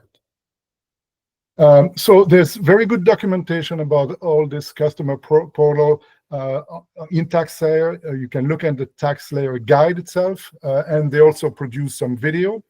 They are very good. And also NTSC has a guide, a T05 guide, that describes the customer portal and has a lot of step-by-step instructions about how to use it. So when you use the customer portal, there's first some prerequisites. So first you want the taxpayer has to have a cellular phone or a laptop or a tablet with internet connectivity. And they have to be able to receive email or text messages. And you'll understand exactly why that is. One important note is because they need internet connectivity, we don't want the taxpayer to use public open network, Wi-Fi network. That is just not secure for us and for them as well. So we would recommend, if they need to do an upload to TaxSlayer using the customer portal at the site, that they disconnect the Wi-Fi and instead use only a cellular data network. And that's safe. That's much more safer than using a Wi-Fi. The other thing I want to remind you also, and I think Allegra mentioned that, is that you have to have some checkbox set correctly in your security template, right? So some permissions for the prepare. And the three that are important in this case is the customer portal checkbox, the scan document checkbox, and the delete scan document checkbox. The last one is optional if you allow your preparer to delete a document. So here's just a quick summary process flow that you will have to use if you decide to do this. The first thing to understand is that the preparer has to first start the return before you can do anything with the customer portal. So they will have to enter the taxpayer personal information, including their social security number and name. And only after they start the return can they invite the taxpayer to the customer portal. So that's an important thing to understand. Once you invite the taxpayer to the portal, they will receive either an email or a text and with a link, and they can click on the link and then follow the process. And the process is as follows for the taxpayer. They first have to create an account on the customer portal. They have to select a username and a password of their choice. And then there's some verification process also they have to go through. When they go through all these verification process, they finally going to get a dashboard, a screen, and from that dashboard they can go to a menu where they can upload their document. But before they can upload their document, they have to make sure that whatever document they want to share and upload on the customer portal, that these documents have been first downloaded onto their own devices. Okay, so if it's an attachment to an email, they have to open that attachment or save and download that attachment to the storage memory of their own devices. Once they have done that and they then can upload the document on the customer portal, then the counselor can see those documents from TSO, and I'll show you briefly how to do that. And then optionally, once this is done, then you can even, as a counselor, you can print those documents now and attach those documents with the rest of the taxpayer documentation, so they have a complete set of print documents available that they can take home with them. And then also there's a capability that I mentioned before where the counselor can also share the return and other documents using the same customer portal. So like I said earlier, first the taxpayer has to be able to download the document on their mobile device. And this is probably the hardest technical thing for most people to do on their phone, because people can show you a screen on the phone, but then to be able to download and save a document, and not only that, but then be able to find it and find a location where those documents are saved on their phone is critical, and it's not going to be easy for everybody to do that. Sometimes it can be a little bit confusing. Usually these documents are saved by default in a download or recent folder, and that's where they're going to be able to find it. And the exact process is going to depend also on the type of devices they bring, whether it's an Android or an iPhone or a laptop or so on. So some of these details will vary depending on the exact format of the device. There's some limitations also on the size of the file that they can share. It's limited to 5 megabytes per file and 25 megabytes total that they can share with you. And the file can be a PDF or an image, that's fine. But remember, first, they have to download those files. So if it's an attachment, they have to open and download or save. If it's a document embedded in an email, also they will have to download that document in internal memory first. And then finally, if it's stored at a broker website or a bank website, they have to log on to those websites, find this document, and download those documents on their device first. Once you know that they have this document available on their device and they can find it, then you can invite them to the portal. The simplest way to do that is you start the return. Like I said, you have to enter the social security number and the name. And then if you go to the basic information page on the personal information and enter all these basic information, at the bottom of the page, you will see this send invite button. You have to select either an email or a cell phone number. You have the choice. You have to enter that email address or the phone number and click send invite, and that basically sends an invitation to the taxpayer. Next step is, I just want to mention also that if you realize later, after you have started already the return and you're in the middle of the return, and you realize that the taxpayer has an extra document that they have on their phone and they forgot to print, you don't have to go back to the basic information page. There's a way you can access the invitation to the customer portal directly in the middle of the return, either by a pull down menu next to you see this little arrow next to their name. You pull that down and you will see a create customer portal menu. You can call it from there. And also, if you look on the left pane of the return, there's all these menus, and the create customer portal is available there as well. And it brings you to the same page where you can invite the taxpayer. So now I'm going to play the role of the taxpayer. You send me an invite, and I'm going to get an email or a text message. And this email is coming with an alias taxstatusnow.com. So you may want to tell your taxpayer that this is to expect an email from this alias. And the full address, if you look into it, is support@evita.taxpayerpro.com. And in that email or in the text message, you will see a link, and the taxpayer has to click on that link. It will bring up a menu where they have to create an account. So they have to enter the username, password of their choice with some minimum of 8 characters and so on, uppercase, lowercase, special characters, things like that. Then they have to enter their email, phone number, last name, and last 4 digits of the social security number. All this information has to match exactly what you started in the return. If there is any mismatch with what you have entered in the basic information, it will not allow them to go any further. Once they click verify, it's going to go through a verification process now. And they can go through either an email or a cell phone number, which has to be the one that match. And they will get an email and another email or text message to do a second verification. So it's a little tedious to get through all these emails and verification, but that's what they have to do to get through it. Once they finish the verification and enter the verification code, only then will they get into the dashboard of the customer portal. By the way, once they go through this verification process, the first time if they go out of it, and they can always go back to the link, and the system will know that they already created the account. So the second time, they just have to enter their account username and password, and it will bring them back directly into this dashboard.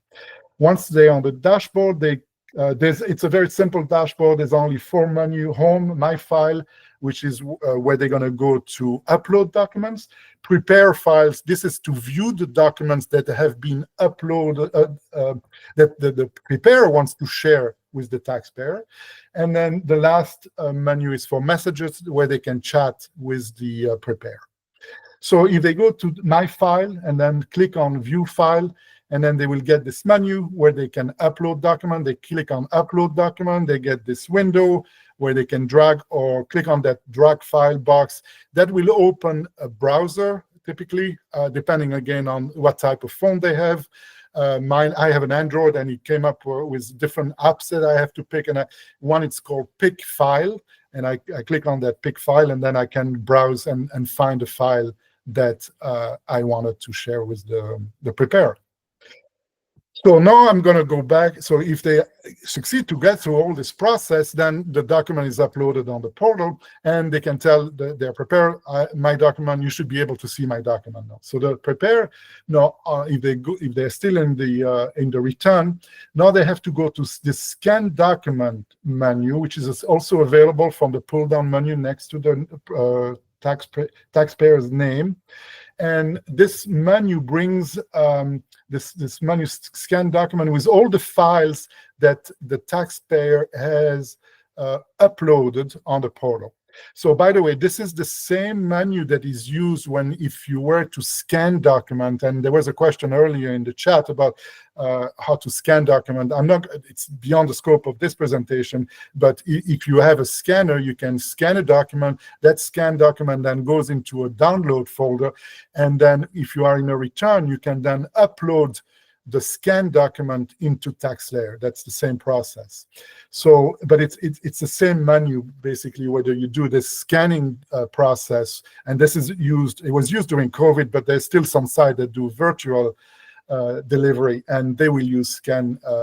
They can use scan document, for example, drop-off menu method, where the taxpayer brings their document, drop it off, and then you could scan those documents and send it to a preparer that's remote, for example. But anyway, so going back to the customer portal, you can use the same menu here, scan document, and you will see all the document that the taxpayer has shared with you. You can just click on the name of the file, and this will open another window where you can then look at the document. And you can, the convenient thing about this is that you can continue preparing your return and while keeping that window open, so you can see both the return and the document that the taxpayer shared with you. And then I mentioned also briefly that you can send documents to the taxpayer. So if you are at on the e-file section now of the return, at the end, there is a button there where you can send document that will send the return as well as the 8879 that they can, then the taxpayer can view, and then they will be able to open those documents, they can review it, and they can even electronically sign them. There is a, if you click on the click to add signature, they can enter a signature, and then they can sign each individual. After they enter their signature, they can sign individual documents like that. So this is the view from the customer portal view from the taxpayer standpoint. And like I said, also, you can share not only the return, but you can share other documents with the taxpayer as well by using the same scan document menu. By just clicking, go there, you upload the documents. So you upload the document into this window.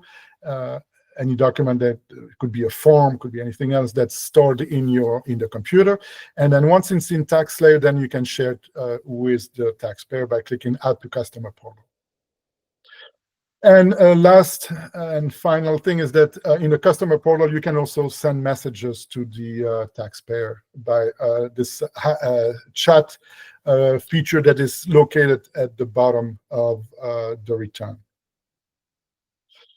Okay, and then finally, there's also a tool in TaxSlayer to manage all the customer portals. So if you are in the dashboard outside the return, click on portal clients, and then you'll get a list of all the clients that you have created a customer portal for. So in summary, there are a couple of limitations I want to point out before we end. One is that the customer portal is only available for the current year. So if you are preparing a previous year return, you can't create a customer portal from the previous year. You can still upload and download documents to a customer portal, but you have to create a customer portal from the current year only. Uploaded and scanned documents are stored in cloud by TSO, so it's a safe way to store it, but they are supposedly purged at the end of the season in November, although I haven't seen it yet for last year, but supposedly that's what's going to happen. And there's, as I mentioned, there's some limitation on the file size. And like I said also earlier, you have to start the return first. So you cannot invite a taxpayer without starting the return, entering the social security number. And then finally, important point is, this involves some technology. So the taxpayer has to be somewhat comfortable with using their device technology, being able to download files, find the files in memory, and upload the documents. We are not really allowed to start fiddling with our taxpayer devices. That is not what we are there for. We can guide them. There's some guide. The guide I mentioned, for example, T05 has some pages that you can print for your taxpayer and give them an instruction. You can give them some guidelines, but we are not supposed to take their phone and start fiddling with it. So I hope that gives you a good overview of how a taxpayer can share electronic document from their phone or other mobile devices with you. I would strongly recommend that you, before the season starts, that you have 1 or 2 counselors at each site, getting familiar with the technique to do this. You can do this in practice lab, although there's a limitation. Currently, you cannot view the shared document using the scan document. So the scan document menu is not available on Practice Lab. Supposedly, TSO TaxSlayer is supposed to make that available for a short period of time before the start of the season in Practice Lab for people to practice, but they haven't given us a date when this is going to be implemented, so I don't know. And then, again, I would recommend that you try it. It's more difficult, honestly, to explain the process than to do it. So just do it, and you'll see it's relatively simple to do. And like I said, there's some very good guides, both in TaxSlayer, so TSO online guide. If you look at the book, the guide, online guide, it has I think it's at the bottom of the guide. And they also have a very good training video that's available. And then NTSC also has produced a guide, T05, that you can look and that has step-by-step instructions. So I hope I didn't take too long. If there is any question I could entertain, Allegra, were there any questions? Or? No, I think we answered them. There was one question. It's just Gloria asked, "How long does the process take?" And I'm not sure. Yeah, this is a really good question. We had this discussion, and our estimate, I think it would take about 15 to 20 minutes extra to go through this. So just be aware of that. Before we go any further, Cynthia, could you go ahead and put the evaluation form in the chat? I know not everyone is going to stay for the questions. I am going to take this opportunity to thank the NTSC for their presentation. That was really, really helpful, and we will stick around to do the questions. But I would like for anyone before they go to make sure they've clicked on that evaluation link and go to that Google form and evaluate this for us. But we are going to keep going. We're not done. So go ahead and take questions. Okay. Sure. There are a couple of hands raised. I guess, PJ, you want to? Yeah. Go ahead, PJ. Go ahead, PJ.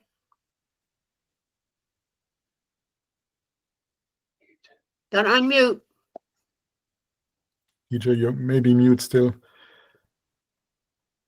Dennis, unmute and Yeah, ask your quick one. question. Tomorrow at 2 o'clock, I have TaxSlayer updates of video available, but I didn't write down where we pick it up at. Do you know?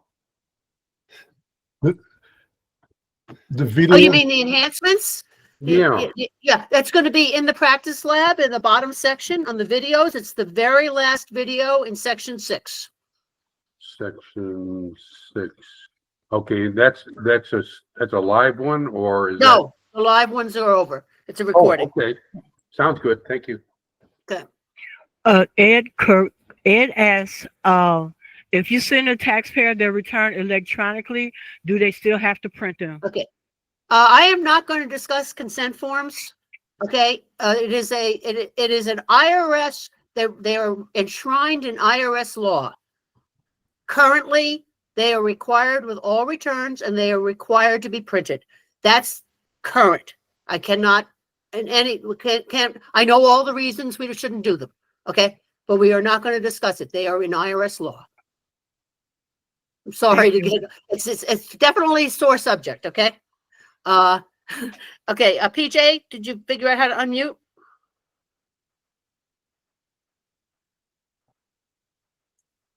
I think next is James. James. Yeah, this is James. Something I learned that in your configuration, which you talked about earlier, each counselor with that configuration has to be set up with scan as part of their configuration, or they can't use the customer portal. That's correct. Yeah, so they have to, there's both a customer portal configuration and scan document. If you don't have scan document, you won't be able to view the documents. That's correct. I think that's why Pascal said just one or two people, maybe per site, if you have a large site. There's also a couple of questions in here about accessing the documents versus on library computers. The policy and procedures is that TaxSlayer equipment cannot be used by anyone except TaxAid volunteers. So sending them to a library computer to print their form. Personally, I wouldn't print any sensitive information on a library computer, but they can do that if they want to. But the policy and procedure says the tax aid equipment has to be used by tax aid volunteers. And there have been a couple of scenarios in chat here. I will double check, you know, the people that might be able to know whether are logging in or, are logging into the site, have them give them their username and password to get it, whether that's acceptable or not. I don't know. So, but I can't answer that question right now. Well, if it's a public site with, maybe a login, if it's a public site, we would recommend not to do it. Yeah. Period. Yeah. So, okay. Sherry asked a question, is there a report that shows amended returns and or amended not transmitted? I believe Ken answered that. Okay. I did, yes. Okay, thank you. Thank you. Thank you for double checking us. I'm sure there's a lot here. We'll double check this chat. And I know there were a couple of them I said I'm going to check on and get back, and we'll annotate this chat before it's sent out. I just couldn't answer them on the spot. And I believe, Jack, at one time when you were doing, Ken, when you were doing the reports, I believe he missed how to get to the reports. And he asked, how do you get to the reports on TaxSlayer? Right, it's a main menu item. If it's consistent with your role, probably as an LC or ERO. And I started to talk about how you configure what shows up in the report section if you have access to the report section.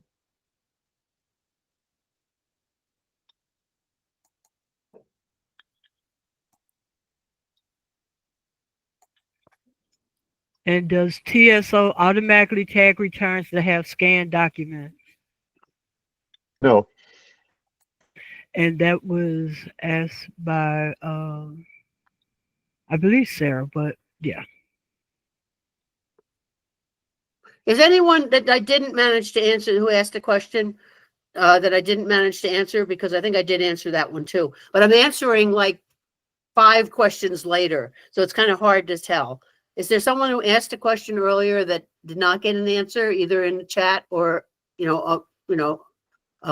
by verbally? Raise your hand if you did. You need an answer. Rick. Yeah, I asked a question on whether we can limit the watermark to just whatever pages that we select, like the 8879 and 1040 only. You can limit it, but if it's given to the taxpayer as a tax return, it has to have the consent forms.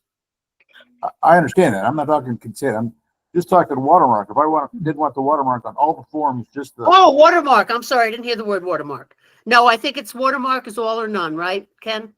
That's correct. Okay. Yep. All righty. Thank you. DJ, I'm going to try again. Unmute yourself.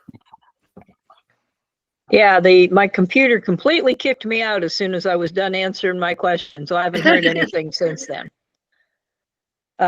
Anyway, that's just if there was an answer as to recommending how to practice referring people to the portal.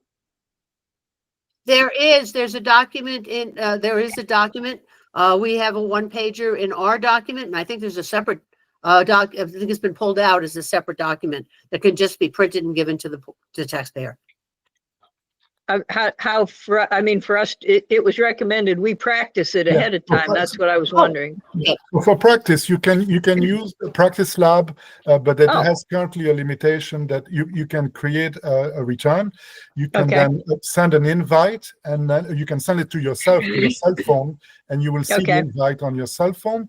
And then you can upload document from, you can create the account on your cell phone, upload document. The limitation on Practice Lab is you won't be able to view those documents. Oh, okay. That was what I was wondering, if you'd actually be able to see anything. Okay, thank you. Unfortunately, they didn't close the loop. They're supposed to do that. But I haven't seen it yet. Okay. No, they promised it. They promised it during the enhancements webinar. So we're hoping they're going to keep that promise. Gerald, you have a question? You have to unmute yourself, Gerald. Allegra? Gerald? Yeah, I was wondering, is there a way to put a blank page in the print set after a voucher? We're considering, or we discussed, since we're having to print the extra 6 pages for the consent forms, of printing duplex. But the problem is, if we have a voucher, then the voucher is going to be printed duplex, and we, I was just wondering, is there a way to make the voucher a 2-page document instead of a 1-page document, so that the backside was blank? No. Yeah, I know that's been discussed. I believe it has been suggested, so it's in TaxSlayer's suggestion box.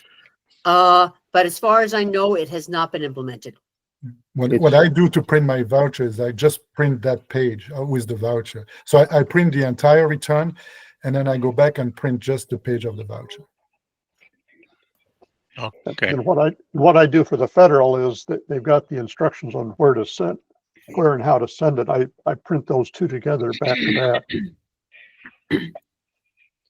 Yeah, the same problem is if you have a duplex set, includes federal and state, and then the first page of the state is on the last page of the federal, the back of the last page of the federal. A blank page would be extremely helpful there too. Well, make the suggestion to TaxSlayer. It's in the suggestion box. The more people that suggest it, the more, more likely it'll get done. That's what they always say. But it won't happen until after the tax season. They won't We give did a workaround with print sets where we created one federal only and one state only, and one with all the vouchers and everything that need to be single-sided. So you don't have to fiddle with figuring out your page numbers. You just know that I print federal double, state double, and the other one single. Oh, good. Yep. See, there are ways around it. You have that flexibility to do that with the print sets. And you, like correct, Ken, you can actually take an existing print set and edit it. You basically have to get a hard copy and just. Okay. No, then I'm misremembering. Never mind. Yep. No, Carol? Yeah, stupid question. What is a voucher? I've been doing taxes for 8 years and I don't think I know what I'm sorry, a statement when the taxpayer has a balance due. Never mind. Thank you. That's okay. I was going to say you'd have taxpayers who never owed. That's amazing. No, I actually always just print that separately. For them. And then I copy it twice. I print it twice so it's in the copies, but then I print it another time so that they have something to mail. Yep. Yeah, it's a good practice because otherwise it gets buried. Yeah, Diane, you're correct. So when it's printing single-sided, double-sided is not defined by the print set. It's defined in the print dialog box. So that's why you should choose whether you print single-sided or double-sided.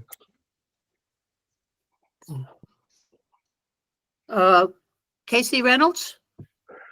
Yes, I just wanted to add to the conversation regarding mailing in a voucher. We had this discussion during our fall planning meeting to be sure to let the taxpayer know that it's not when we physically mail the payment to the IRS, but when the IRS actually receives it.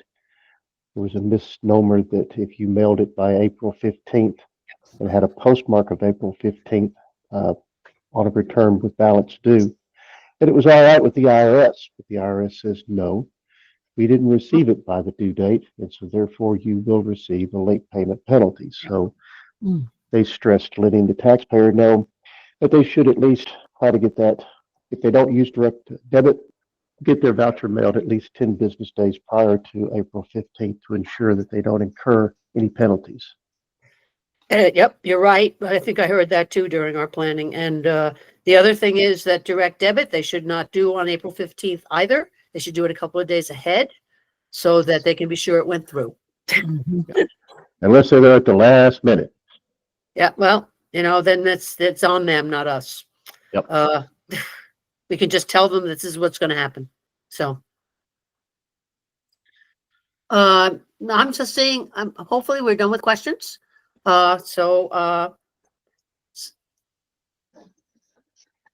Allegra, I copied what was in the chat and sent it to you. Perfect. Yeah, I'll add additions. Maybe I will try to put the answers next to the questions and do a little editing. It's in a Word document. Probably. Anyway, yeah, I'll take care of that. All right. Well, thank you all. And I'm going to give back to Amy. All right, Allegra, Ken, and Pascal, thank you so much. Everyone else, thanks for coming. As I mentioned, our next one, you can go ahead and pencil in on Wednesday, March 19th, same time. That one will be about end of the season topics and how you finish off your season. This recording will be in that committee calendar probably after Sunday. I'll get it pretty quickly, but I have to do some things to it before it's ready for prime time. So I will not be able to get that done before Sunday, I don't think. But there will be a link there. A couple of you have mentioned that for whatever reason you don't have access to a Chromebook. If you send an email to this NLDC address, I will figure out a way to get you a link to that recording, but please don't everybody do that. I already get a million emails on that address and I don't need a million more. Thanks everybody. Have a great day and great holidays and a super season. Emma Ewings has her hand raised. Yeah, Emma. Emma, you need to unmute. Yeah, she's muted. Let's see. Can you hear me? Yep. Yes. Okay, I just had a quick thought and a question about the scanners. Does the Chromebook have a scanner or does an LC have access to a scanner? If you are doing, go ahead, Allegra. Yeah, scanners are tax aid equipment, can be ordered from our warehouse. If you don't have one left over from COVID years, because a lot of us still have them left over, but they can be ordered directly from from tax aid. Okay, thank you. Please don't forget to do the evaluation. The link is in the chat. I'm gonna put it again for those that are still remaining. Okay.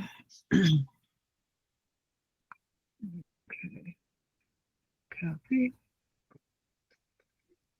Where's the link? I don't see the evaluation. I just sent the link again. It's just did it. It goes https form.gle. Yeah, that's gone again. Can you do it one more time, Cynthia? Yes, I can. Thank you. Cynthia is really good. There we go. Clicking away now. Okay, got it. Thank you. You're welcome.